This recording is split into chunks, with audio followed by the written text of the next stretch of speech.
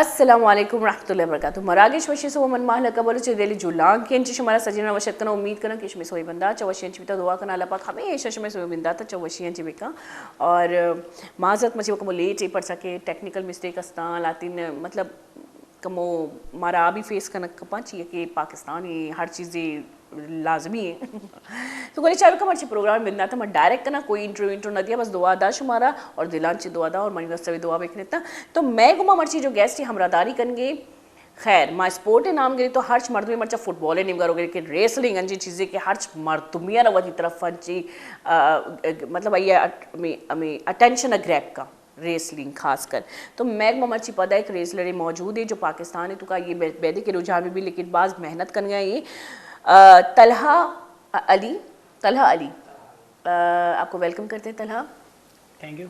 अच्छा तलहा के बारे में मज़ीद मैं आपको बताऊं बलोची में बता देती हूँ इनको क्योंकि हमारे व्यूवर जो है बलोच हैं। तो तलहा जो असलिया ये बीट कोता नेपाल और इंडियन रेसलर मजनी अभी इंटरनेशनल रेसलर ये और इसके अलावा एशिया जो अस्ती रेसलिंग तो का चैम्पियनशिप हासिल कोता ना कि नेपाल वाले इंडिया यानी कि ना बीट खुद के पता यानी इशारा सराहत गे और पाकिस्तान फर्स्ट वैसे रेसलर के या नेपाल और इंडिया मतलब इंटरनेशनली मर्दमाना बीट कोता इसके अलावा फर्स्ट जो ऐसे फ़ख्र पाकिस्तानी अवार्ड मिलता पाकिस्तानी फर्स्ट अंची रेसलर के ये फ़ख्र कराची अवार्ड मिलता और तलहा यानी जो उसके नहीं कि भाई करीब जर्नी करीब अवार्ड तलहा वैसे हम लोग तो इंटरनेशनली रेसलिंग तो देखते ही रहते हैं लेकिन आपने इतनी बड़ी जर्नी कैसे मतलब क्या कैसे जीती।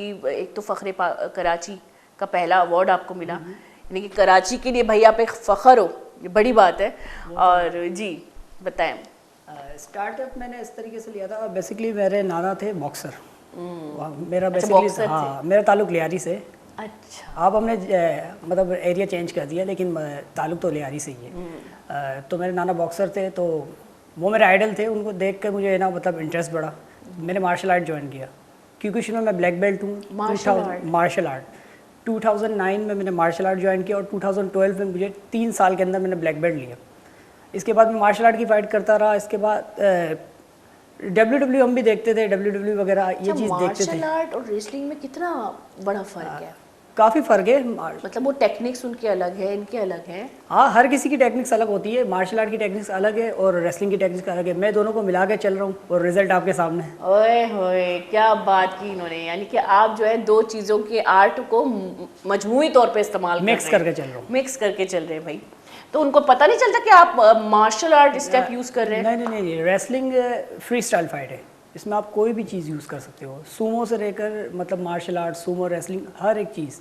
आपने WWE देखा होगा कि हर टाइप के रेसलर आपको मिलेंगे वो। जी मतलब बेसिकली ये जो फील्ड है रेसलिंग की ये मतलब बस आपको सामने वाले को गिराना है उसको आप किस टेक्निक से गिराते हो ये आप पर बेसिकली कोई रूल नहीं है कि कौन से टेक्निक इस्तेमाल करनी वो आप पे डिपेंड करता है। अच्छा मार्शल आर्ट खुद में एक बहुत बड़ा फील्ड है उसकी अपनी एक जर्नी मैं आपको बताती चलूँ। मार्शल आर्ट में पाकिस्तान में पहले बहुत ज़्यादा रुझान था जब हमारे भाई लोग जो है जवान थे मेरे बड़े भाई हम लोग छोटे छोटे बच्चे थे और वो लोग जो है वो मार्शल आर्ट सीख रहे थे। मेरा बड़ा भाई तो भाग गया खैर लेकिन तब मुझे एक सबको मतलब एक ख्वाहिश थी सबको मार्शल आर्ट करने की। आजकल मेरे ख्याल से इसका रुझान थोड़ा कम हो चुका है।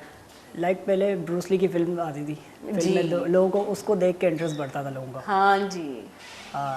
और दूसरी बात है मार्शल आर्ट की अपनी फील्ड है लेकिन मार्शल आर्ट का कोई स्कोप नहीं है पाकिस्तान में। रेसलिंग का अल्लाह का शुक्र है अल्हम्दुलिल्लाह हम लोग मेहनत कर रहे हैं। हाँ, अब स्कोप बढ़ रहा है 2018 से स्टार्ट 2017 से लेकर अब तक हमने देखा है कि रेसलिंग को जो मतलब अबूर हासिल हुआ है यहाँ पाकिस्तान में लेकिन इसके अलावा किसी भी गेम को नहीं हुआ क्रिकेट के बाद। आपको लगता है कि रेसलिंग में अगर मैंने बहुत से आपके लोगों से बात की और माशाल्लाह मैं सराहती हूँ आप लोगों की मेहनत को और इतनी मेहनत कि आप इंटरनेशनली भी उनको फेस कर सकते हैं जिनको प्रोटोकॉल और सहूलतें और सारे टेक्निक्स इंटरनेशनली यानी कि उनके तो उस्ताद भी इंटरनेशनल उस्ताद हैं।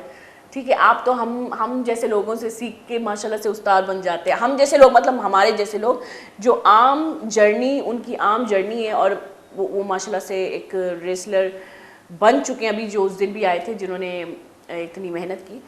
लेकिन क्या आपको लगता है कि पाकिस्तान में एक ऐसा मैच, एक ऐसी गेम हो पाएगी, या पाकिस्तान में हमारे जो न्यूज़ चैनल हैं, जो अब उमूमन उसके उनके स्पोर्ट्स चैनल भी बन चुके हैं, तो आपको लगता है कि रेसलिंग जो है इंटरनेशनल लोग यहाँ पे भी आएंगे और पाकिस्तान भी एक बार फिर क्या पहली बार एक मकाम तक पहुँचेगा रेसलिंग की फील्ड में? ना, आपकी बात ठीक है, इंटरनेशनल रेसलर आएंगे नहीं, इंटरनेशनल रेसलर्स आ रहे हैं, आ रहे हैं क्योंकि हमने लास्ट टाइम 2019 में हमने इंटरनेशनल रेसलर्स को बुलवाया था, जिनमें से 3 रेसलर्स आए थे, 2 मैक्सिको से, 1 अमेरिका से। Aahista Aahista step by step international wrestlers भी यहाँ पाकिस्तान में आने लगेंगे। हाँ, ये मैं इनको देख रही हूँ। अच्छा, ये नहीं इंटरनेशनल पाकिस्तान में तो आएंगे, लेकिन क्या लगता है कि पाकिस्तान जो है रेसलिंग को वो मकाम दे पाएगा जो वो डिज़र्व करता है? मतलब इतनी मेहनत, इतना मार खाना, अल्लाह माफ़ करे, आप लोगों का तो काम ही मतलब यही है ना, मार खाओ और सब दूसरे को गिराओ। जो पबजी हम लोग खेलते हैं, मैं अक्सर इस गेम को कहती हूँ कि इसमें तो एक रेस ही मारने की है जी। मैंने तो पबजी कभी खेला ही नहीं है, मैं तो गेम्स, वीडियो गेम्स खेलता ही नहीं हूँ। मैं बेसिकली अगर अपने प्रैक्टिस कर लेता हूँ, ट्रेनिंग कर लेता हूँ फ्री टाइम में। मेरी डबल ट्रेनिंग चलती है, सुबह अर्ली मॉर्निंग उठना 6 o'clock में ट्रेनिंग के बारे में बताएं कि इसकी शुरुआत ट्रेनिंग की कैसे की और अब कितनी मेहनत लगती है, या अब मेहनत कम लगती है? पहले मेहनत ज़्यादा लगती थी, और पहले आपकी जो गेम थी, जो पहली आपकी फाइट थी, उसके बारे में थोड़ी सी बताएं। मेहनत के ऊपर आपका ये है कि शुरू में स्टार्टिंग में आपको इतनी मेहनत नहीं करनी पड़ती, स्टेप बाय स्टेप आपकी मेहनत बढ़ती जाती है। और बेसिक अगर आपका नाम इंटरनेशनल में आ जाए तो फिर आपको उससे मज़ीद ज़्यादा मेहनत करनी पड़ती है इंटरनेशनल रेसलर्स पर। अगर आपका जिस तरीके से आपने देखा होगा लास्ट टाइम हमारे जो कोउ ब्रैंडन, जो हमारे प्रेसिडेंट भी है कंपनी के, और शेर खान भी आए थे, आपने इनवाइट किया था जी। तो अब वो 2 टाइम नेपाल जा चुके हैं, मैं 1 टाइम गया था। तो आपने 1 टाइम में भी झंडा गाड़ दिया मतलब ना? 1 टाइम में मैं गया था और 2 कंट्रीज़ के चैंपियनशिप नेपाली तो दिखने में, मतलब मैं अगर हम लोग फिल्में भी ऐसे देखते हैं तो नेपालियों की जब शक्लें आती हैं, जो ऐसे खरनाट तरीके से वो जब आमादा होते हैं इंसान पे, तो हम तो डर जाते हैं। तो आपकी क्या कैफियत थी कि भाई सामने एक बंदा, प्रोफेशनल बंदा, आपकी पहली गेम थी, आपकी पहली फाइट थी, और आपका पहला एक्सपीरियंस था, तजुर्बा था, तो वो क्या महसूस, डर नहीं लगा? मैं तो मर जाती। मेरा इंटरनेशनल के साथ तो फर्स्ट एक्सपीरियंस था, वो काफ़ी मैचेस खेल चुका था इंटरनेशनल के साथ, और जिसके साथ मेरा मैच था कृष्णा मगर के साथ। और जाहिर सी बात है, वो एक, मैं अब क्या कहूँ कि वो हमारे अंदर एक ईमान की पावर होती है, और आप देख सकते हैं कि नेपाल कौन सा कंट्री है, मतलब उसका रीजन क्या है, अब आप उसमें अंदाज़ा लगा लें। हम उस चीज़ में घबराते नहीं है कभी। वैसे आप लोगों के पास अपॉर्चुनिटीज़ भी आपने खुद बनाई है। एक होता है अपना मकाम खुद, उसको मतलब उसकी जड़ें खुद लगाना। एक दरख्त की जड़ें जब आप खुद लगाते हो तो उसकी मेहनत ही आप कर रहे होते हो। तो बेसिकली मुझे ऐसा लगता है कि ये जो लोग हैं, ये जो यूथ है हमारी, ये जो इस फील्ड को उजागर कर रही है, इस फील्ड को आगे ला रही है, इस फील्ड को पाकिस्तान में फिर से नहीं बल्कि ज़िंदा कर रही है। जब मैं हैरान हूँ, फुटबॉल, आज कल फुटबॉल का एक महीना चल रहा है, लियारी में आप देखो, आप कहीं भी जाके देखो, हमारे लोग दूसरों के फैन हैं। क्यों भाई? अगर फुटबॉल की इतनी बड़ी अहमियत है, इतनी ज़्यादा अहमियत है कि हर दूसरे मोहल्ले में इतनी बड़ी स्क्रीन लग रही है फुटबॉल की, तो पाकिस्तान क्यों पीछे है इसमें? जब पाकिस्तान के अपने लोग इस गेम को आगे लाना चाहते हैं, क्रिकेट से ज़्यादा मैंने इनके फ़ैन देखे हैं। हमारे एरिया में सारे बच्चे, सारे बड़े स्क्रीन लगा के बैठे होते हैं। तो इस गेम को हमने मार क्यों डाला है?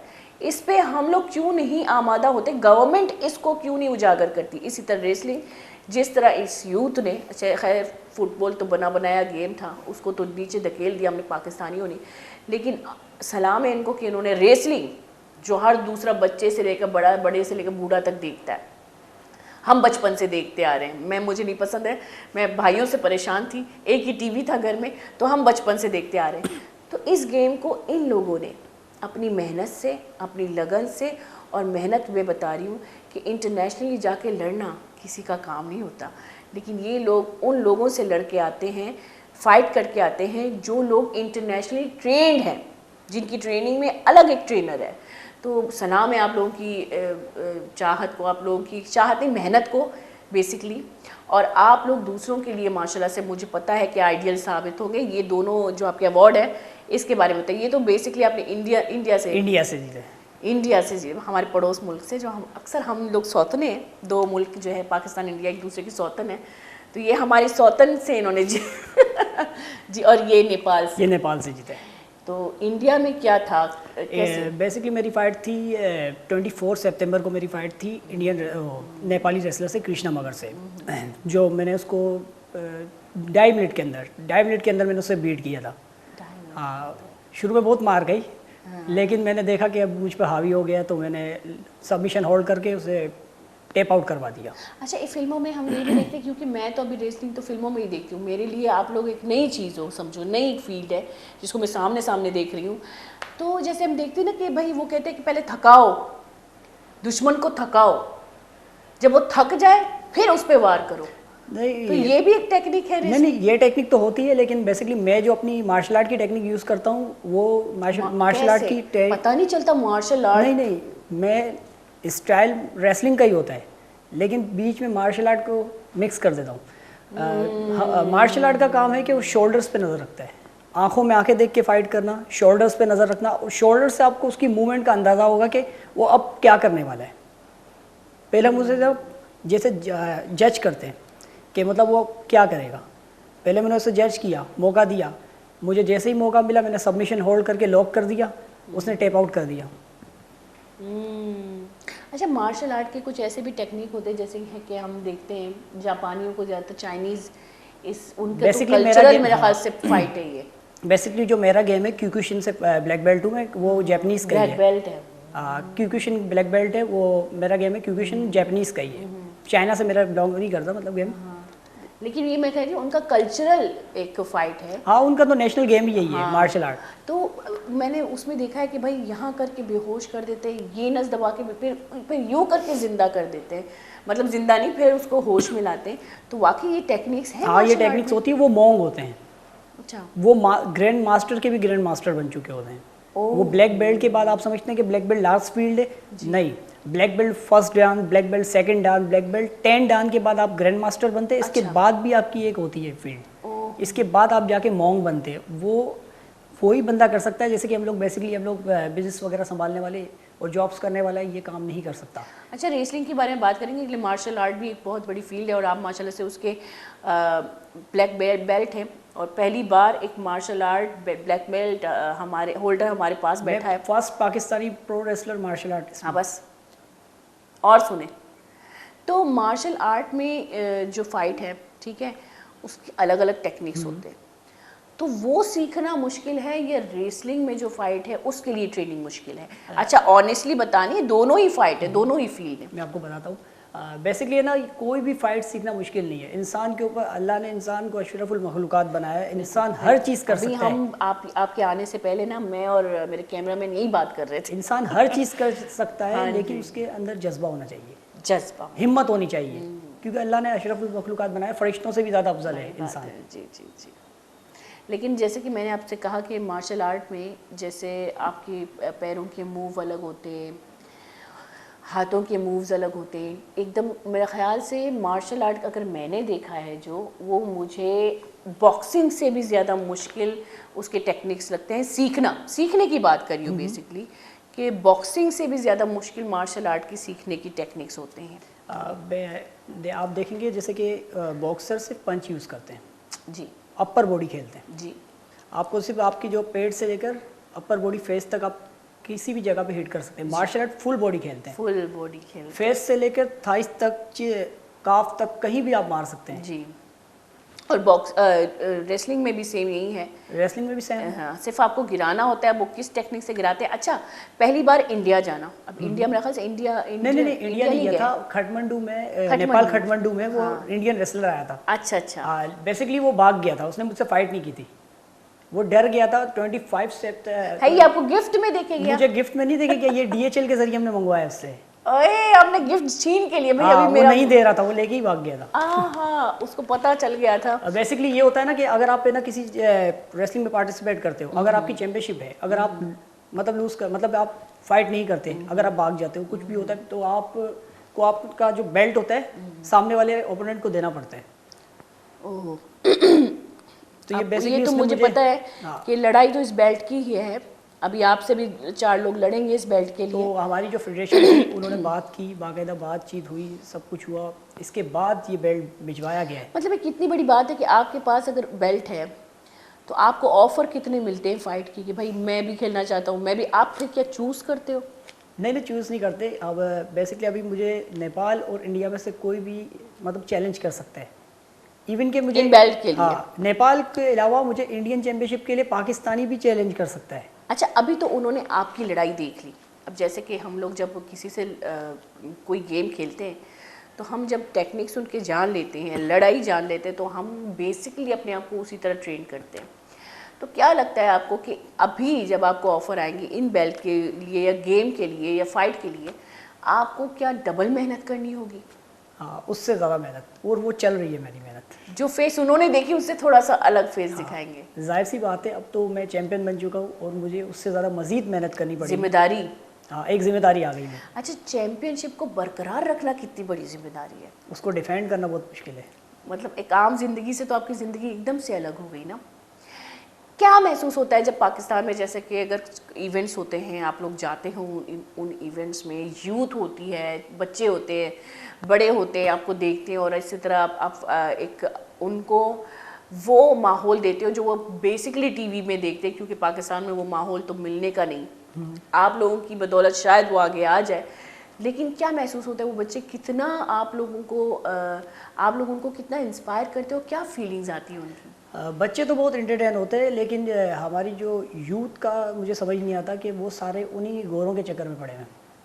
WWE, अब जब आपके खुद कंट्री के आपके कंट्री के अंदर खुद ये चीज़ हो रही है तो आप अपने नेशनल रेसलर्स को भी सपोर्ट कर लो। नहीं, वो सारे क्या करेंगे, गोरों के चक्कर में पड़े, उन्हें वही कर्ट एंगल, हल्क होगन चाहिए। क्योंकि गोरों के जो गोरे क्योंकि उनके जो गेम है, उनका जो फाइट है उनकी, वो टीवी पे आता है। हमारा भी टीवी पे आता है। हाँ, हमारा मैंने नहीं देखा, मैं तो उनके भी नहीं देखती। खैर, मैं तो उनके चक्करों में भी नहीं हूँ। अल्हम्दुलिल्लाह हमारा भी टीवी पे चल रहा है। लेकिन मुझे बुरा लगेगा। अब मैं चैनल पे नाम नहीं ले सकता, फिर आपके लिए मसला होगा, इसलिए मैं चैनल का नाम नहीं लूँगा। लेकिन हमारा भी बेसिकली टीवी पे चल रहा है। अब आप देखिए, हॉकी प्लेयर्स हैं, हॉकी प्ले होते हैं, लड़कियां आजकल हॉकी पे आगे जा रही हैं। लेकिन वही बात है कि रुझान हॉकी जो नेशनल प्ले है पाकिस्तान, आप जापान को देख ले, अगर मार्शल आर्ट जो है उसका उनका नेशनल प्ले है, नहीं, तो उनका नेशनल गेम सूमो रेसलिंग है।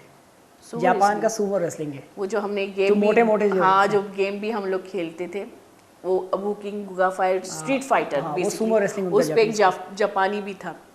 और रेसलिंग में भी देखने को मिलता है। हाँ, थे, पुराने टाइम पे हुआ करते थे जापानीज। अब जापानीज है, शिनसुके नाकामोरा के नाम से है, जापानीज है, लेकिन वो सूमो रेसलिंग नहीं है, वो मार्शल आर्ट स्टाइल में खेलता है। तो मैं यही कह रही थी कि हमारे मुल्क में सिर्फ एक क्रिकेट को मैं तो कहती हूँ कि दुआ करती हूँ कि क्रिकेट का ये जो जज्बा है वो पीछे ना हट जाए। जिस तरह वो, मैं फ़ुटबॉल पे बड़ी हैरानगी होती है मुझे। आप कितने बड़े फ़ैन हैं वैसे फ़ुटबॉल के? मैं तो फुटबॉल देखता ही नहीं, सिंपल सी बात है। मैं भी नहीं देखती। हाँ, दूसरी बात है ना, मैंने कभी खेला भी नहीं फुटबॉल। लेकिन मैंने पाकिस्तानियों को बड़ा देखा है। मैं आपको बताता हूँ कि हमारी फुटबॉल टीम है। अच्छा। हमारी सोकर जिसको कहते हैं, सोकर फुटबॉल तो हम लोग कहते हैं, वो तो फुटबॉल तो खेलने वाली चीज़ है, लेकिन सोकर गेम खेला जाता है। सोकर की हमारी टीम है, लेकिन क्वालिफाइड नहीं कर पाती वर्ल्ड कप में। क्यों? क्योंकि सोर्स पे सारे पर्चियों पे आए हैं। आप अगर प्लेयर्स निकालो ना, तो सबसे ज़्यादा सोकर की टीम कहाँ है? क्वालिफाइड नहीं करती है। मतलब क्या क्वालिफाइड नहीं करती? ये वर्ल्ड कप के लिए क्वालिफाइड नहीं करती। अभी भी इसका मैच हुआ था, क्वालिफाइड नहीं कर पाई। क्यों? क्योंकि आपके पास सारे सोर्स पे, पर्चियों पे ट्रेनर नहीं है, कोई ट्रेंड नहीं है। आप सारे सिर्फ पर्चियों पे और सोर्स पे आप इस चीज पे लगाओगे। ट्रेंड है, आपको पता है, जो ट्रेंड है ना, लियारी के अंदर, मैं यही बोलने वाला था, मैं आपकी बात काट रहा हूँ। लियारी के अंदर इतना टैलेंट भरा हुआ है फुटबॉल के अंदर। अगर आप पूरी टीम निकालोगे ना, वहाँ से 4 से 5 टीमें निकल सकती है फुटबॉल की, और इंटरनेशनल लोगों के साथ खेल के और मेहनती मतलब ऐसे लोग नहीं है, बहुत मेहनती बच्चे हैं, बहुत मेहनती टीम है। उनके ट्रेनर भी बड़े मेहनती हैं, जो बगैर किसी मुआवजे के उनको ट्रेन कर रहे हैं। सलाम है उनकी कोशिश को। लेकिन ये लोग, मैं हैरान हूँ कि आगे नहीं जाते या आगे अपनी बात नहीं रखते। क्या मसला है? आगे बात तो बेचारे रखते हैं, वो भी क्या करें, वो भी मजबूर है। अब वो जाहिर सी बात है कि अब जो हमारे अपर लेवल पे बैठे हुए हैं सेलेक्टर्स हैं, जो भी हैं, अब उनको जो अब आप समझ सकते हैं, हम भी पाकिस्तान में करप्शन वगैरह तो हर जगह पे ही है। ये तो रोना है। ये भी रोना नहीं है, वो जाते हैं बेचारे, मेहनत करते हैं। हाँ जी। हमारे जो लियारी के बॉक्सर थे हुसैन शाह, उनका क्या हाल किया था पाकिस्तानियों ने। सब बातें छोड़ो, 5 time gold medalist, 5 gold medal, 1 bronze medal, ठीक है, उसका क्या हाल किया था। अब ये चीज़ नोट करें ना, अब वो जापान में बैठे में इंजॉय कर रहे हैं लाइफ। वही की बात है, हमारे लोग कोच बन गए, वो नेशनलिटी होल्डर हो गए। अब यहाँ से निकलने के बाद हर कोई मतलब खुशहाल हो जाता है। अब आपको भी मैं यही बात पूछूंगी कि यहाँ अभी तो फ़िलहाल खैर जैसे कि आपने कहा कि पाकिस्तानी जो है, मैं अवाम की बात करी हूँ, मैं गवर्नमेंट की बात नहीं करी, गवर्नमेंट तो बाद में आती, पहले तो अवाम का रद्द अमल आता है। तो आपने वहाँ अपनी क्या वैल्यू देखी, मतलब बाहर लोगों से खेलते हुए, बाहर लोगों को उनकी आंखों में क्या वैल्यू देखी और यहाँ पे अपनी क्या वैल्यू देखी? वैल्यू में तो काफ़ी फ़र्क आ जाता है। उनके लिए हम इंटरनेशनल थे, ओह, उनके लिए हम इंटरनेशनल थे और हमें प्रोटोकॉल दिया जा रहा था। वही चीज़ जैसे कि हम इंटरनेशनल खिलाड़ियों को जो प्रोटोकॉल देते हैं, वहाँ हर चीज़ की सहूलत, हर चीज़ की मतलब प्रोटोकॉल दिया जा रहा था, सिक्योरिटी वगैरह सब थी। हमारे कंट्री में आने के बाद मतलब वो चीज़ नहीं होती।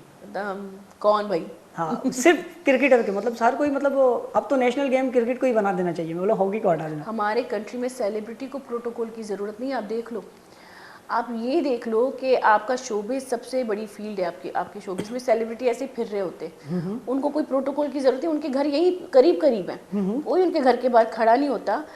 यहाँ चाहे आर्ट हो, चाहे किसी भी फेस में हो, डांसिंग के फेस में, जो कि खैर डांसिंग तो हमारे यहाँ अलाउ नहीं है, लेकिन फिर भी आजकल हो रहा है जो हो रहा है, सिंगिंग का फेस हो, या आप शोबिस आर्ट को देख लो, आप फाइटिंग आर्ट को देख लो, ये भी तो आर्ट है ना, एक फाइट करना, एक गेम करना, ये तो आर्ट, ये सारी चीज़ आर्ट में आती हैं। लेकिन यहाँ पे एक चीज़ को भी वो वैल्यू हासिल नहीं है। जब यहाँ के लोग जब बाहर जाते हैं तो वही प्रोटोकॉल जब मिलता है, हैरान हो जाते हैं, भाई हम इतने लायक हैं। नहीं, लाइक की बात नहीं है, हम इतने लाइक हैं, लेकिन हमें वो चीज़ हमारी कंट्री में नहीं दी जाती। लेकिन हैरानगी तो होती है, जैसे हमारे सेलिब्रिटी की बात करें, आप भी एक सेलिब्रिटी हैं, और स्पोर्ट्स में अगर दूसरे कंट्री में देखा जाए, जिस तरह शोबिस की सेलिब्रिटीज़ को सेलिब्रिटीज़ माना जाता है, उस तरह स्पोर्ट के हर बंदे को एक बहुत बड़ा मकाम है, इसलिए हमारे दिल में भी मकाम है। लेकिन वही बात है ना कि यहाँ पे हम लोग खुले फिर रहे होते हैं, वहाँ पे उनको प्रोटोकॉल चाहिए होते हैं, या वो हमें प्रोटोकॉल देते हैं, भाई अवाम इनको तंग ना करे, जबकि वहाँ की अवाम तो हमारी सेलिब्रिटी को पहचानती भी नहीं है, ठीक है, क्योंकि हमने उनकी पहचान नहीं बनाई ना बाहर। तो ये होता है कि, लेकिन फिर भी वहाँ पे एक होता है ना कि वो हैरानगी होती है कि भाई ये चीज़ तो हमारे मुल्क में होनी चाहिए। वो वहाँ की गवर्नमेंट कहती है ना कि भाई पाकिस्तान का सेलिब्रिटी आया, इसको मतलब सिक्योरिटी की ज़रूरत है, वो उसे प्रोटोकॉल देती है। हालांकि वहाँ की आवाम तो जानती ही नहीं है कि कौन है, कोई भी हो, क्योंकि हमने पहचान नहीं बनाई ना अपनों की। जब हम खुद अपनों की पहचान नहीं बनाएंगे तो दुनिया क्या हमें पहचानेगी। अच्छा, आपको फिर क्या लगता है कि अवाम के दिल में इस गेम के लिए जो दर्जा है, जैसे कि आपने कहा दूसरों के खिलाड़ियों के लिए तो दर्जा है, जैसे कि मैंने भी एक बात की, कितना टाइम लगेगा सिर्फ अवाम को आमादा करने के लिए? नहीं, इंशाल्लाह मतलब है ना हो जाएगी। और दूसरी बात है कि आहिस्ता आहिस्ता मतलब अवाम हमें देख रही है, अगर हम मुसलसल अगर इवेंट्स करवा रहे हैं तो अवाम हमें देख रही है और पसंद भी कर रही है। बिल्कुल। और 2017 से लेकर अब तक मतलब देखेंगे हमारी व्यूअरशिप ज़्यादा है जी। तब तो मतलब हमें एक चैनल ने मतलब अपॉर्चुनिटी दी, मतलब हमें उसमें चैनल में मतलब हमारा वीकली एपिसोड चल रहा है, ये भी हो रहा है। और इसके अलावा सेकंड दुनिया में सबसे ज़्यादा देखे जाने वाला गेम है जो वो फुटबॉल है, सोकर, ठीक है, सेकंड नंबर पे व्यूअरशिप इसकी है। बिल्कुल सर, मैं तो बचपन से, मैं क्या कह रही हूँ, मैं बेजार आ गई थी मेरे भाइयों की, जब मैंने बचपन से ये चीज़ें देखी कि रेसलिंग के लिए लोग पागल हैं, इसलिए तो बहुत बड़ी फील्ड है दुनिया में, उसका बहुत बड़ा मकाम है। लेकिन वही बात है ना कि यहाँ पे अवाम देख तो, हमारी अवाम मोहब्बत तो करती है, लेकिन उसको, उस मोहब्बत को हमारे लिए, हमारे लोगों के लिए उस मोहब्बत का इजहार सही नहीं करती, ठीक है। एक नेगेटिव पॉइंट भी हर किसी में आता है, लेकिन दूसरों के लिए हमारे मोहब्बत का इजहार बड़े शान से होता है। तो ये चीज़ें तो कि थोड़ी सी मुश्किल है। बॉयज़ को थोड़ा आमादा करना पड़ता है कि बॉयज़ को मतलब, अच्छा, बॉयज़ के लिए तो ये बहुत ही बॉयज़ थोड़ा मतलब वो होते हैं ना, उनको लगता है कि बहुत ईजी फील्ड है, उनको वो लगता है कि इजी फील्ड है। हाँ, ये फैन फॉलोइंग में सबसे ज़्यादा फैन फॉलोइंग बच्चों की होती है, सेकंड नंबर पर गर्ल्स की जाती है। अच्छा, हाँ ये तो है। असल में बूढ़े भी हमें देखना पसंद करते हैं, बूढ़े भी बड़े एंजॉय कर रहे होते हैं। आपको एक बात बताऊं, हर शोबे में जो हीरो बनता है ना, तो वो एक लड़की की वजह से बनता है, क्योंकि लड़कियां इंस्पायर होती है। चाहे वो कोई भी शोबा हो, हमारी गर्ल्स जो हैं वो, अच्छा मैं पाकिस्तानी आवाम में औरतों को ज़रूर कहूँगी कि ये बहुत इजहार दिल, इजहार मोहब्बत बड़ी दिल से करते हैं। मैं ख़ुद अगर कहीं जाती हूँ, मैं बलोचों के लिए एक छोटा सा नाम हूँ, तो मैं जब जाती हूँ तो औरतें इतना प्यार से मुझे मिलती हैं, इतना जैसे कि मैं उनके घर का हिस्सा हूँ। ठीक है, तो ये रिस्पेक्ट औरतें देती हैं वैसे हर दुनिया की हर जगह पे। हाँ, वो तो नेपाल में भी मिल रही थी आर्टिस्टों को। हाँ, तो यही कह रही थी ना कि वहाँ पे आपने दूसरों की आंखों में आपने जो देखा, क्या खुशी महसूस हुई, क्या आपके क्या एहसासात थे? एहसास तो ये थे, मतलब बहुत खुशी हो रही थी कि अपने कंट्री के लिए कुछ करने आया और मुझे कर आया। सबसे बड़ी बात थी कि पाकिस्तान को रिप्रेजेंट करने गया था और रिप्रेजेंट करके आया। हाँ। 2 चैंपियनशिप बेल्ट लेके आ गया जी। बस मेरा काम पूरा हो गया। अभी तो काम नहीं पूरा नहीं, हुआ। वक्त के लिए अभी काम तो मेरा आप पे पूरा हो गया। उम्मीदें अब ज़्यादा मजीद डिफेंड करते रहना इस बेल्ट को। हाँ जी, अब तो आप पे उम्मीदें ज़्यादा है भाई, ये किसी को देना मत, इंशाल्लाह। ये छीनने मत देना, क्योंकि जाहिर बात है आप हमारे लिए एक फ़ख्र जीत के आए हैं। उस फ़ख्र को कोई भी भाई वो कर सकता है, चैलेंज कर सकता है। तो ये चैलेंज ओपन चैलेंज है ना, ये कोई भी मुझे मतलब चैलेंज कर सकता है, इंडियन नेपाली। अच्छा, बाहर कंट्री में जब आप लोग जाते हो एज अ स्पोर्ट्समैन, तो गवर्नमेंट से तो कोई आपको फंडिंग नहीं होती, जाहिर बात है। गवर्नमेंट से तो फंडिंग नहीं होती, लेकिन इस बार थोड़ा सपोर्ट किया मुझे सपोर्ट किया। बेसिकली मैं पॉलिटिकल पार्टी है, मैं उसका नाम नहीं लूँगा आपके चैनल की वजह से, लेकिन मुझे सपोर्ट मिला। तो मैं सलाम करती हूँ उस पार्टी को कि इन्होंने हमारे स्पोर्ट मैन को सपोर्ट किया, इसी तरह सपोर्ट करते रहे चाहे कोई भी पार्टी हो। लेकिन यही बात है कि जब दूसरे लोग दूसरे कंट्री में जाते हैं तो उनका पूरा एक्सपेंस, उनका पूरा जो ये है, जितने भी खर्चे हैं वो गवर्नमेंट की तरफ होते हैं। हमारे मुल्क में होता है, क्रिकेट मैच में अगर हम देखें होता है, दूसरे मैच में देखें अगर इंटरनेशनली अगर वो प्लेयर फाइटर है, लेकिन रेसलिंग में क्योंकि अपनी मदद आपने अभी 2017 से शुरू किया है, माशाल्लाह से चंद सालों में भी एक मकाम बनाना बड़ी बात है। लेकिन जब आप वहाँ पे जाते हैं तो क्या मुश्किलात आती हैं सामने, आपके नहीं, आपके जैसे और फाइटरों के? यही स्पॉन्सर्स का टेंशन रहता है कि मतलब ये जाकर सपोर्ट कौन करेगा वहाँ। मुझे तो अल्लाह का शुक्र है, अल्हम्दुलिल्लाह मुझे कोई टेंशन नहीं हुई थी, मेरा सपोर्ट सारा हो गया था और बहुत जल्दी हो गया था। मेरी कम्युनिटी ने भी मेरा साथ दिया था। बेसिकली हम लोग गांची की कम्युनिटी से हैं, गुजराती जिसे कहते हैं गांची। अच्छा। हाँ, तो मेरे जो ऑल पाकिस्तान गांची फेडरेशन के प्रेसिडेंट थे आजम गांची, उन्होंने भी मुझे सपोर्ट किया। माशाल्लाह। तो टिकट वगैरह, लेकिन ओवरऑल अगर हम बात करें ओवरऑल दूसरों की भी, तो कितने मुश्किलात आती हैं? मुश्किलात का तो सामना करना पड़ता है क्योंकि पाकिस्तान है। आपने ये नोट किया था कि हुसैन शाह जब फर्स्ट टाइम गए थे उनके पैरों में जूते नहीं थे। उनके ऊपर एक फिल्म बनी है, बायोग्राफी बनी है उनके ऊपर। आप देखेंगे उसमें जब वो कह रहे हैं कि मुझे शूज़ दे दो, तो वो कह रहे हैं कि तुम्हारे पास ग्लव्स है ना।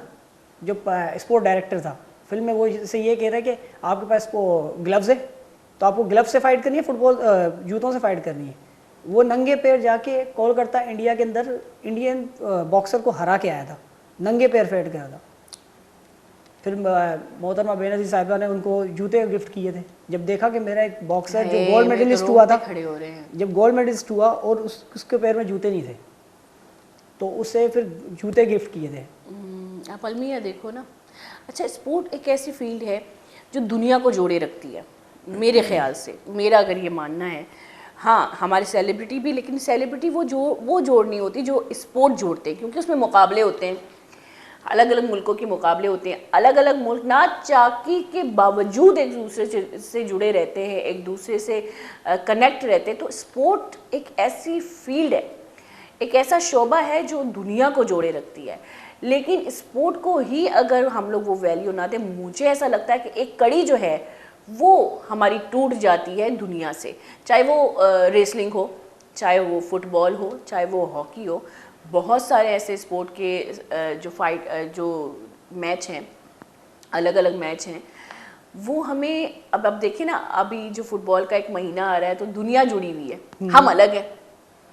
हम बेचारे स्क्रीन लगा के बैठ के दूसरों के मैचेस देख के दूसरों को, अच्छा दूसरों पे लड़ भी रहे लड़ भी रहे, मजे की बात है। मुझे बहुत अच्छा लग रहा है। मोरक्को आगे निकल गया ना, अब सारे पाकिस्तानी मुझे बहुत अच्छा लग रहा है, मोरक्को के सपोर्ट पे आ गए सारे। हाँ, तो मुझे ये अच्छा लग रहा है कि हम लड़ भी रहे। खैर, जिस तरह हम लोग क्रिकेट मैच पे लड़ते हैं तो बेइज्जतियाँ भी हो रही हैं लड़कों की एक दूसरे। अच्छा, ये जोड़े भी रख रही है ना ये कितना मेंटली सबको रिलैक्स कर रहा है, कितना एंटरटेन कर रहा है। मुझे बहुत अच्छा लग रहा है जब अपने मोहल्ले के बच्चों को, लड़कों को, बूढ़ों को, जवानों को, सबको साथ बैठे कि स्क्रीन पे जब मैं मैच देखने को मतलब मुझे अच्छा लगता है कि कितना प्यारा वक्त है जो इनको बिताना चाहिए, लेकिन इनको बिताने पे मजबूर कौन कर रहा है? एक स्पोर्ट सेक्टर, एक फुटबॉल। तो हमारे मुल्क में वो वैल्यू नहीं होती स्पोर्ट की, तो जो मुझे बहुत बुरा लगता है और जिससे मुझे बहुत दर्द होता है। हाँ, अगर आपके प्लेयर्स नहीं होते, अगर आपके ट्रेनर्स नहीं होते, अगर आपके पास कोई फैसिलिटीज़ नहीं होती इस चीज़ की, तो ठीक है, मलामत नहीं था। लेकिन आपके पास सारी चीज़ें होने के बावजूद आप रेसलिंग को दुनिया से अलग कर रहे हैं। पाकिस्तान रेसलिंग की वजह से पाकिस्तान को दुनिया से अलग कर रहे हैं, फुटबॉल की वजह से पाकिस्तान को दुनिया से अलग करें। ये नाइंसाफ़ी है सर। वैसे बेसिकली एक बात बताऊं मैं आपको, रेसलिंग को पाकिस्तान में लाने वाली ही हम हैं। यही तो कह रही हूँ, आप लोगों ने तो कदम उठाया। इसको लाने वाले ही हमें 2017 में लाए और 22 तक हम चला रहे हैं इसको। अपनी मदद आप कर रहे हैं, किसी की सपोर्ट की ज़रूरत भी नहीं है। वैसे आप लोगों की हिम्मत है, जो जिसने पहले आवाज़ उठाई या पहला कदम उठाया, उसको भी सलाम है कि उसने पहला कदम ना उठाया होता तो शायद आप लोग भी सामने ना आते। बिल्कुल, तो ये उनका भी एक बहुत बड़ी जर्नी है, जो मेहनत है। आपने ये देखा होगा कि हमारा पड़ोसी मुल्क है, मतलब इंडिया है, ये मतलब इतना आगे क्यों निकलता है हमसे? इसकी वजह है कि स्पोर्ट, वो अपने स्पोर्ट पे बहुत खर्च करता है। बिल्कुल, वो 40% अपने स्पोर्ट पे खर्च करता है, आपको पता है? फिल्में बनाता है, लोगों फिल्में को तो आप साइड कर देना, 40% अपने स्पोर्ट्स पे खर्च करता है। वो अपने हर एक प्लेयर पे, हर एक मतलब है ना खिलाड़ी पे, एथलीट पे, मतलब है ना हर चीज़ पे, मतलब A to Z खर्च करता है। स्पोर्ट को प्रमोट भी तो करते हैं वो लोग। अभी जैसे कि मैंने एक फिल्मों का कहा, तो एक कैरेक्टर उठा के उस पर एक पूरी बायोपिक बनाना, तो वो असल में वो बायोपिक जो है वो उस स्पोर्ट के तरफ लोगों को मुतवज्जा करता है। अब जैसे कि एक फिल्म आई थी हॉकी पे, लड़कियों की हॉकी पे, तो वो फिल्म काफ़ी उसने एक अच्छी लोगों पे, हम भी जज्बे में आ गए थे, तो उसने लोगों को क्या किया, हॉकी की तरफ मुतवज्जा किया। अब हाल ही में एक फिल्म आई थी, हाल ही में नहीं, कुछ साल पहले, ये बॉक्सिंग पे, लड़कियों की बॉक्सिंग पे, हमारे अपने घर के ही हीरो हैं, सारे लोग उसको अपना ही समझते हैं, आमिर खान की।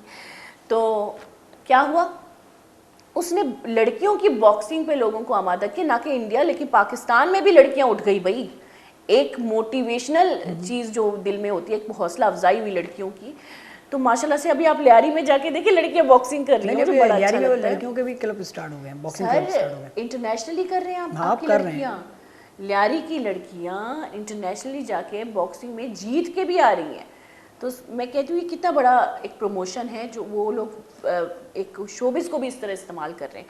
अच्छा, ये स्पॉन्सर की बात कर रहे थे, तो स्पॉन्सर आपको क्या लगता है कि आगे जाके ये चीज़ आपकी इजी हो सकती है कि इंटरनेशनली स्पॉन्सर भी मिल सकते हैं और आपको थोड़ा सा एक रिलैक्स फील करके भी आगे जाना पड़ेगा?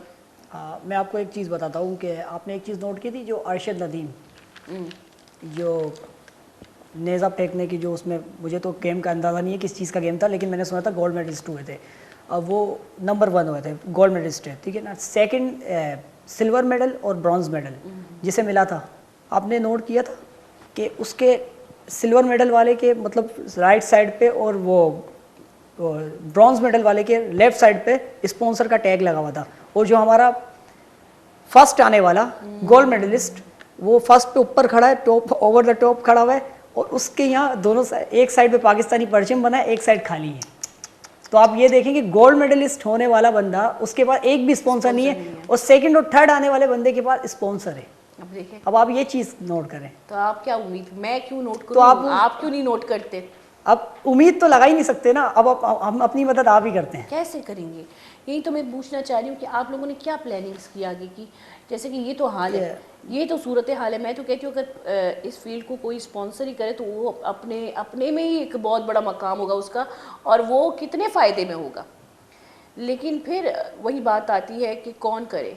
तो क्या उम्मीदें लगा के बैठे हुए हैं आप लोग भी? मैं आप लोगों की दिल की बात जानना उम्मीद तो बेहतर है, मतलब देखें आगे अल्लाह मालिक है कि क्या होता है क्या नहीं होता। इन फ्यूचर के बारे में तो अल्लाह को ही इल्म है कि क्या होगा हमारे साथ। और लेकिन हम अपनी कोशिश जारी रखेंगे, और हम तो ये चाह रहे हैं कि यहाँ जो पाकिस्तान में रेसलिंग की इंडस्ट्री बनाए, जैसे WWE बनी हुई है, यहाँ REW के नाम से हम यहाँ ही इंडस्ट्री बनाएं, और बाहर से मतलब रेसलर यहाँ आए खेलने। REW का पूरा फॉर्म क्या होगा? Revolution eastern wrestling. हाँ, तो वैसे एक बात है कि इन्होंने एक रास्ता बना दिया है हमारे आने वाली जो है जनरेशन के लिए। जब रास्ता बनता है तो लोग आइडियाज़ शेयर करते हैं, और जब आइडियाज़ शेयर करते हैं तो आगे आगे आगे आगे आगे आगे उसमें तब्दीलियाँ आते आते वो जो शोबा है एक मकाम तक ज़रूर पहुँच जाता है। यहाँ पे एक छोटा सा ब्रेक लेते हैं, फिर अपना प्रोग्राम जो है जारी रखते हैं। गुली शौकत नज़ीर के साथ ब्रेक में साढ़े मैं मोहब्बत।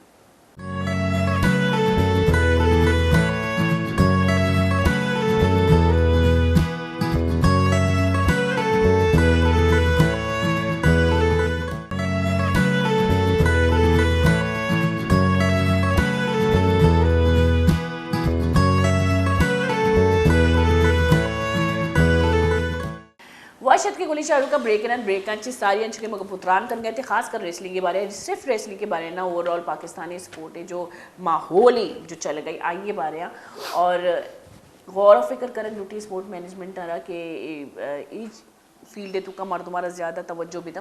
खैर अगर हम आते हैं आपके हॉबीज़ की तरफ, वैसे तो इन्होंने मुझे खुद कहा कि आपने तो सारे सवाल पूछ लिया। मैं हैरान हूँ, मैंने सारे सवाल कैसे पूछ लिया, इतनी बड़ी जर्नी है इनकी, मैं फिर भी पूछूंगी।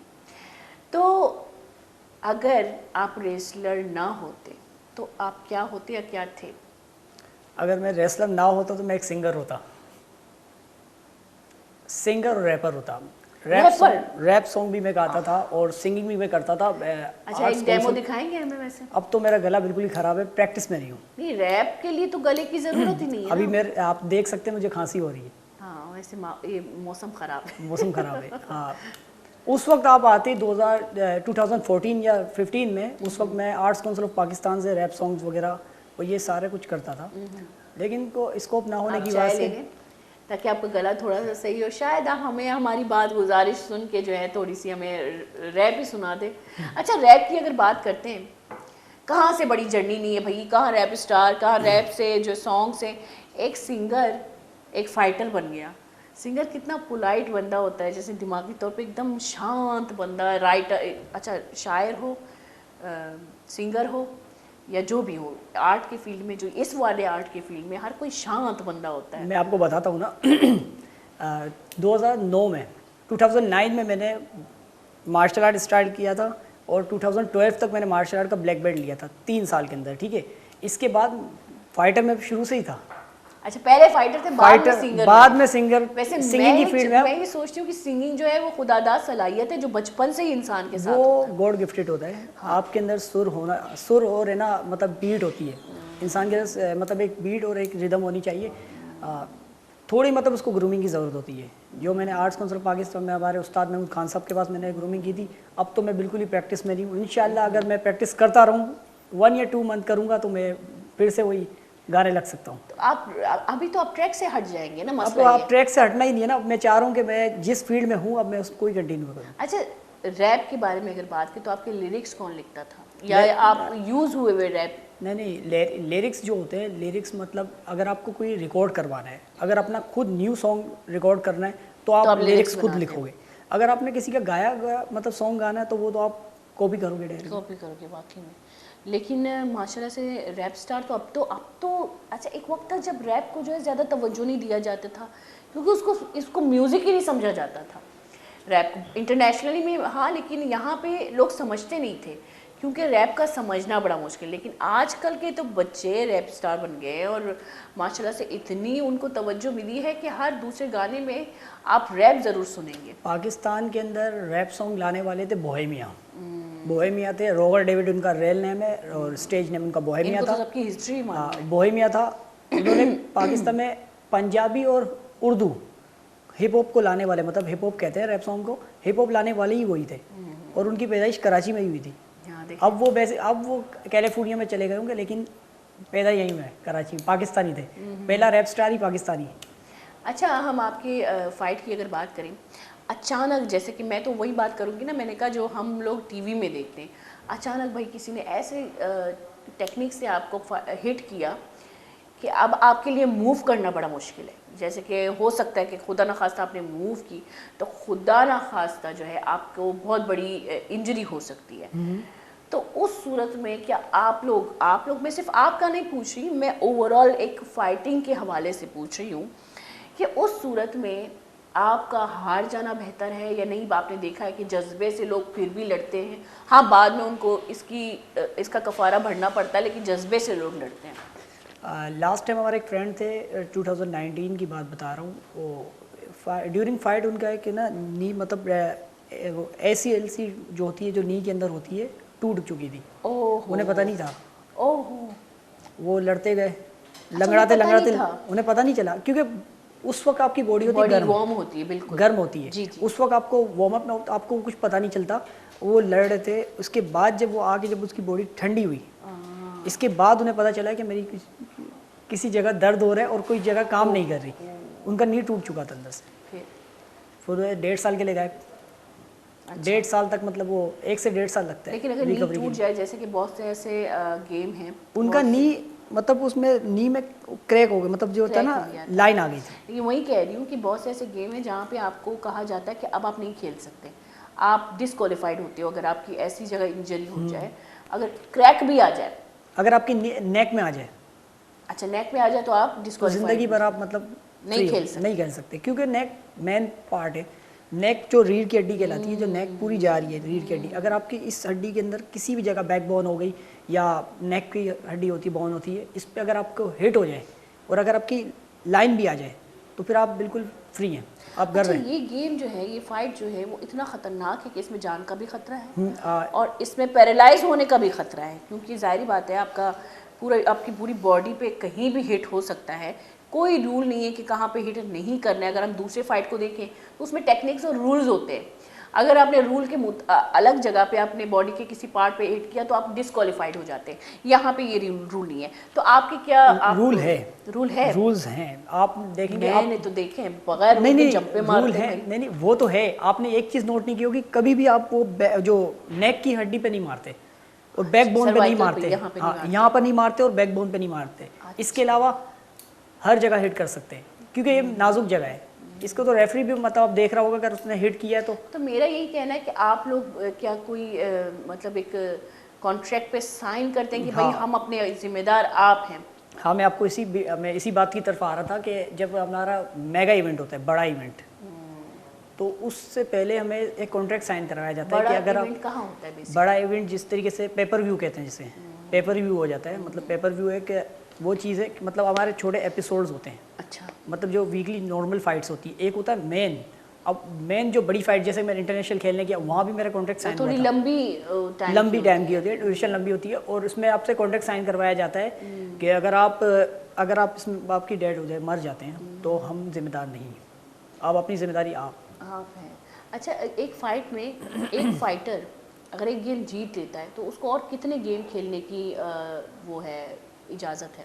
ये मतलब गेम है, थोड़ा चेंज है। मेगा गेम की बात कर रही हूँ, जहाँ पे बहुत सारे गेम्स होते हैं, मैचेस होते हैं, तो कितने और मैचेस वो खेल सकता है? वो दरअसल वो जिस तरीके से वो मैचेस होते हैं, स्टेप बाय स्टेप टूर्नामेंट्स होते हैं। वो टूर्नामेंट्स वाला हमारा सिस्टम नहीं होता, चैलेंज के ऊपर होता है। आपकी फाइट जिससे है, आपने उससे विन किया तो आप विन हो गए, बस खत्म। वो किक बॉक्सिंग और मार्शल आर्ट में कहा जाता है कि मतलब आपको उसमें टाइमिंग होती है। 5 मिनट की फाइट, मैच राउंड्स चलते हैं, 5 राउंड इनफ।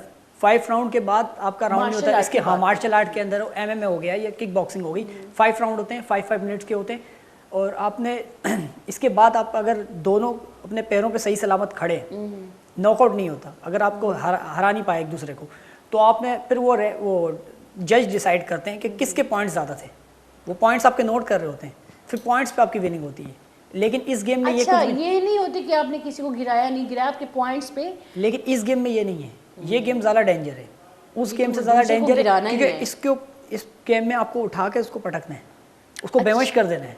अच्छा, यही मैं अभी पूछ रही थी कि इसमें विन कैसे करते हैं? जैसे कि हमने देखा है कि भाई दूसरा बंदा इसके ऊपर है और वो बेल बज रही है, जब बेल बजती है तो वो फिर खड़ा हो जाता है। मतलब नहीं, बेल बजती नहीं है। बेसिकली ये होता है कि आप रिंग द बेल होगी, रिंग द बेल के बाद मैच स्टार्ट होगा। अब आपने ये करना है, आपको उसको इस तरीके का फिनिशर हमारे होते हैं, फिनिशर्स होते हैं, और सबमिशन होल्ड करते हैं। जैसे सबमिशन होल्ड कर दिया, कुछ भी हो सकता है। आपने मूव मारा, अब उसे इस तरीके का लग गया, तो उसके बाद आपने उसके शोल्डर, ये आप लोग है ना टांग उठा कर हम लोग करते हैं, मतलब लॉक नहीं करते, ये जो आप उसकी टांग उठा के मतलब पिन पे ले जाते हैं, इस तरीके से पिन नहीं होता। बेसिकली शोल्डर, अपर शोल्डर होते हैं, डाउन होने चाहिए।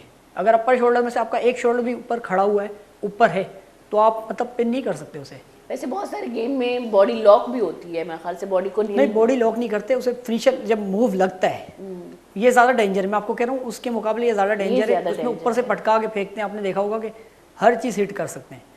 जब अब वो पिन पे ले जाते हैं 1 2 3 3 सेकंड का 3 सेकंड का होता है, हाँ 3 सेकंड के अंदर आप अगर वो हिला नहीं, उसने अगर ब्रेक नहीं किया, पिन ब्रेक नहीं हुआ तो वो हार गया। कितना खतरनाक। और इसके अलावा सबमिशन अगर आपने होल्ड कर लिया, वो तो एमएमए में भी आपने नोट किया, इसमें लोग बेहोश भी हो जाते हैं। हाँ, सबमिशन में हो जाते हैं, काफ़ी फिनिशर लगने के बाद हो जाते हैं, काफ़ी मूव्स ऐसे मूव्स डेंजरस मूव्स है लगने के बाद हो जाते हैं। ये लोग समझते हैं कि हम मजाक कर रहे हैं, ये मजाक नहीं होता। आप एक बार आके तो देखें रिंग में, आपको फिर पता चलेगा कि किस तरीके से मूव लगता है। ये वही बात होती है कि देखने में हर चीज़ आसान लगती है, पीछे कितनी मेहनत और कितनी, जब आप प्रैक्टिस कर रहे होते हो, उसकी ट्रेनिंग कर रहे होते हो, ट्रेनिंग और ज़्यादा टफ है, कितनी खतरनाक होती है। सबसे ज़्यादा खतरनाक आपकी जो मेंटल ट्रेनिंग होती है, आपकी दिमागी ट्रेनिंग, यानी कि अपने दिमाग को स्ट्रॉन्ग बनाना सबसे ज़्यादा खतरनाक वही है कि आप किस तरह से अपने दिमाग को स्ट्रॉन्ग बनाते हो, अपने दिमाग को ताकत देते हो ताकि आप एक जिस्म को हरा सको, यानी कि एक बॉडी को हरा सको। तो पहले तो मेरे ख्याल से आपकी मेंटल ट्रेनिंग होती होगी, क्योंकि और आपने ये देखा होगा कि इसके अलावा रेसलिंग के अलावा प्रोफेशनल रेसलिंग के अलावा दूसरे गेम्स होते हैं, उसमें वेट के हिसाब से मतलब फाइट होती है, इसमें वेट कैटेगरी नहीं होती। इसमें नहीं होती, हाँ इसमें तो मैंने देखा है, इसमें वेट कैटेगरी नहीं होती। हाँ, इसमें आपके सामने हैवी वेट भी आ जाते हैं, आपको उसको अपनी टेक्निक से आना है। अच्छा, इसमें हाइट की कोई वो नहीं है, वेट की भी नहीं है? हाइट की तो किसी भी गेम में नहीं है, हाइट की किसी भी गेम में नहीं है, वेट की इस गेम में नहीं है। वेट की एमएमए हो गया, कोई भी फाइट होती है, किक बॉक्सिंग, मार्शल आर्ट, उसमें वेट कैटेगरी होती है, इसमें वेट कैटेगरी नहीं है। और इसमें आप मतलब वही जो इसकी ट्रेनिंग थोड़ी सी अलग भी होती है, थोड़ी सी हार्ड भी होती है। वैसे हम बॉक्सर्स की ट्रेनिंग जब देखते हैं तो वो थोड़ी सी अलग होती है, मेरे ख्याल से आप लोगों की ट्रेनिंग टोटल अलग होती है। क्योंकि आप देखें, जिससे मेरा मैच था उसका 76 वेट था, मेरा 65 वेट था। अच्छा, ये इम्यून सिस्टम पे कोई फ़र्क नहीं पड़ता? जैसे कि हम जितना वेट गेन करते हैं, जितना उतने ही हमें कोलेस्ट्रॉल हम गेन कर रहे होते हैं, तो उसमें एक इंसान की इम्यून सिस्टम में फ़र्क नहीं पड़ता? अब वो इंसान की अपनी बॉडी के ऊपर डिपेंड करता है। आपकी बॉडी किस टाइप की है, मेरी बॉडी किस टाइप की है। मेरी बॉडी में फैट नहीं है, मैं फैट फ्री हूँ। मेरी बॉडी में फैट नहीं है क्योंकि मेरा फैट सारा, मतलब मैं आपको कह रहा हूँ कि मैं सुबह अर्ली मॉर्निंग उठता हूँ 6 बजे। 6 बजे के बाद मेरी मार्शल आर्ट की एक्सरसाइज हो, रनिंग के बाद मार्शल आर्ट की एक्सरसाइज करता हूँ, उसके बाद फिर नाश्ता करता हूँ। अच्छा, मार्शल आर्ट अभी तक आप लेके जा रहे हैं? हैं? वो कर रहा हूँ, वो मॉर्निंग में करता हूँ, उसके बाद दोपहर शाम में जिम के बाद रात को 3 डेज हमने रखे हैं, Friday Saturday Sunday wrestling training के लिए। मतलब देखा जाए तो आपका पूरा दिन ही ट्रेनिंग में जाता है। और इस गेम में, क्योंकि एक पहले भी आपके लोग आए थे, बहुत अच्छी बात की उन्होंने कि ये मेंटल गेम है, मेंटली आपको स्ट्रांग होना पड़ता है। अच्छा, मज़ीद अगर आप कुछ कहना चाहें अपनी यूथ को या किसी को भी, आप कह सकते हैं। यूथ को सब यही कहूँगा कि ये जो आजकल जो दौर चल रहा है, इससे अपने आप को सेफ रखें और नशे वगैरह इस चीज़ से ज़्यादा दूर रहें। अगर आप एक्सरसाइज करेंगे तो आप इन चीज़ों से वैसे ही दूर हो जाएंगे। आजकल मैंने देखा है कि हर जगह देखेंगे, हर कोई मतलब गुटखा, पान, सिगरेट, ये चीज़ का आदी हो चुका है, या आम हो चुका है। इस चीज़ से अपने आप को दूर रखें, ये आपकी सिर्फ लाइफ बर्बाद करेगी, आपके लंग्स वगैरह ये सब कुछ, लीवर वगैरह सारा ख़त्म कर देगी अंदर से। बस अपनी सेहत का ख्याल रखें और अगर हो सके तो सिर्फ जिम जाएँ, रेसलिंग ना करें, मार्शल आर्ट ना करें, फाइट ना करें, सिर्फ जिम जाएं। या जिम भी नहीं कर सकते तो आप ऐसा करें कि सुबह उठ जाएं। सुबह नहीं उठ सकते तो बस जिस टाइम उठते हैं, उठने के बाद 10 मिनट अपनी एक्सरसाइज कुछ भी करें, हल्की फुल्की रनिंग ही कर ले, वही आपकी एक्सरसाइज हो जाएगी। अच्छा, जिम भी अक्सर हमारी जो यूथ जिम जाती है तो सिर्फ बॉडी बिल्डिंग करने जाती है, बॉडी बिल्डिंग, बॉडी को अपनी बॉडी को बिल्डिंग बनाने जाती है, वो बॉडी को मेंटेन करने नहीं जाती। जैसे कि बाहर मुल्कों में अगर हम देखें, बहुत कम आपको लोग मिलते होंगे बॉडी बिल्डर, ज़्यादातर वो बॉडी को मेंटेन करते हैं, सुबह उठ के वॉक करते हैं। हालांकि उनके काम में और हमारे काम की नौइयत में बहुत फ़र्क है, वो बहुत मेहनत करते हैं, हम तो फिर भी सोते अपने टाइम पे उठते हैं। तो कितना हमारे यहाँ असल में कोई अवेयर करने वाला नहीं है कि आम आदमी को बॉडी मेंटेन करनी है, बॉडी बिल्डिंग करनी है। हर दूसरा बच्चा उठ के जो है ना, वो जाके बॉडी बिल्डिंग कर रहा होता है। वो पता है, बॉडी बिल्डर्स आपने देखे होंगे, उनके अंदर सिर्फ हवा भरी होती है। हम तो कहते हैं वही सिर्फ हवा है, बस आप बॉडी बिल्डिंग कर ली आपने, मतलब ये सप्लीमेंट यूज़ कर लिया, ये यूज़ कर लिया, अब आपकी बॉडी में स्ट्रॉन्गनेस नहीं होती, आपकी बॉडी स्ट्रॉन्ग नहीं होगी। आपकी बॉडी स्ट्रॉन्ग उस सूरत पे होगी कि पहले आपको मतलब ऐसी एक्सरसाइज करनी है और कोई फजूल चीज़ इस्तेमाल नहीं करनी, कि जो मतलब फजूल चीज़ इस्तेमाल करते हैं कि ये खा लिया वो खा लिया, बॉडी बस बॉडी बन जाए, कुछ भी करना है हमें बॉडी बनानी है। तो ये कितना अलग कॉन्सेप्ट है हमारे बच्चों का कि हर बच्चा जिम में सिर्फ इसलिए जाता है क्योंकि उसे बॉडी बिल्डिंग करनी है। हालांकि जिम जाया जाता है फिटनेस के लिए, तो कोई भी यहाँ पे अगर जिम जाता है तो फिटनेस का ख्याल नहीं रखता, बस उसको बॉडी बनानी होती है। और इसके लिए वैसे मैं कह रही हूँ कि आप जैसे लोग अगर यूथ को अवेयर कर सके, उनको थोड़ा सा क्वालिफाइड कर सके मेंटली, तो ये ज़्यादा बेहतर मैं आपको यही बता रहा हूँ कि देखें मैं रेसलिंग करके आया हूँ, 2 चैंपियनशिप के बेल्ट्स मेरे पास है, मेरी बॉडी देखें, हाँ देख ले, मैं फिटनेस करता हूँ, हाँ जी, हाँ बढ़ाऊंगा बॉडी में, वर्किंग कर रहा हूँ, लेकिन इतनी लिमिट तक बढ़ाऊंगा कि मेरे संभली जाए। ये नहीं है कि मैं इतनी हैवी कर लूँ कि मुझसे संभली नहीं जाए। तो फील्ड है ना, मेरी फील्ड है, लेकिन आपकी जो फील्ड नहीं है आप उस चीज़ में ना घुसें, आप अपनी सिर्फ फिटनेस पे ध्यान दें, फिटनेस पे सिर्फ फिटनेस पे ध्यान आप दें। यूथ को कह रहे हैं। हाँ। हमारी टीनेज जो आजकल जाते हैं बॉडी बिल्डिंग करने, बुरी बात नहीं है, लेकिन उस सूरत में नहीं है क्योंकि आपकी फील्ड नहीं है, आपको वहीं ऑफिस जॉब करना है या डॉक्टर बनना है, इंजीनियर बनना है या इसी तरह की जॉब करनी है, तो आपसे फिटनेस का ख्याल रखें, क्योंकि पाकिस्तान में फिटनेस का ख्याल रखना बहुत कम है और लोग क्वालिफाइड नहीं है इस मामले में। आपका बहुत बहुत शुक्रिया सर, आप आए। माजरत हमारी वजह से आपको हम लेट अपना गेस्ट बना से, लेकिन फिर बुलाएंगे इंशाल्लाह आपको आपके दोस्त के साथ, और तैयारी आप करके आएंगे, सवाल मैं पूछूंगी। चले, बहुत बहुत शुक्रिया। ओके, अल्लाह हाफिज़। अल्लाह पाक आप लोगों को तरक्की दे और जो इन्होंने एक मकसद बना के रखा है उस मकसद पे कामयाबी दे। गोली शाहरुख का इंसानी ज़िंदगी हमेशा मेंटल हेल्थ बहुत ज़रूरी है, और ख़ास कर मेंटली व तरह जहनी तौर पे स्ट्रेंथ बहुत ज़रूरी है, यानी कि ताकत बहुत ज़रूरी है। तो चाहे शुमा जो भी कर गया वो तरह जहनी तौर पे स्ट्रॉन्ग बिकने था, और व तीसरा वत एतमाद बिकने था। जब इंसान व तीसरा एतमाद का, दुनिया इसरा एतमाद का। अमशी ममना महल का बलोचर भी देता है, इजाज़त होती खैर बिकनती मात पे ख्याल अल्लाह महर मन निमगन अल्लाह महर।